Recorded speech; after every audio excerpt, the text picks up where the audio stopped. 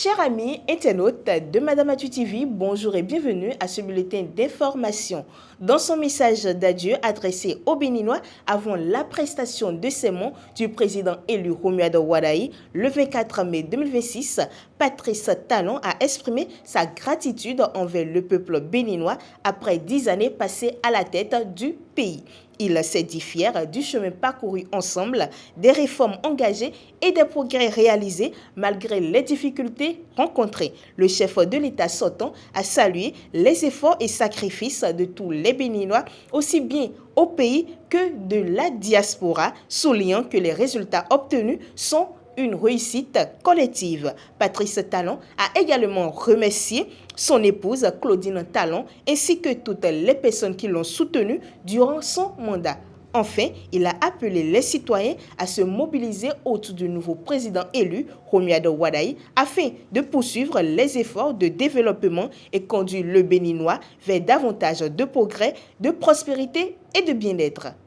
On continue avec le gouvernement béninois qui a démenti les rumeurs faisant état d'une supposée libération clandestine de Olivier Boko. Lors d'une conférence de presse le 20 mai 2026, le porte-parole du gouvernement Wilfrid Léandor Humbedji a assuré que l'ancien proche du pouvoir est toujours en détention. Selon les autorités, son transfert vers la prison civile de Cotonou serait uniquement lié à des raisons de suivi médical. Olivier Boko purge actuellement une peine de 20 ans de prison prononcée par la Criette pour atteinte à la sûreté de l'État.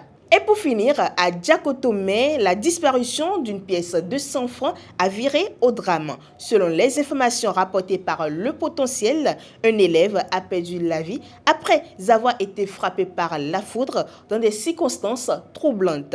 Tout serait parti d'une accusation de vol entre deux élèves dans une école publique de Poba.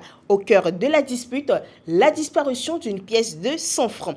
Alors que les tensions montaient, l'un des enfants aurait invoqué le tonnerre contre son camarade présumé coupable. Peu après, un violent orage s'est abattu sur la localité et l'élève accusé a été mortellement touché par la foudre, plongeant habitants et communautés scolaires dans la stupeur. Et ce sera tout pour ce bulletin d'information.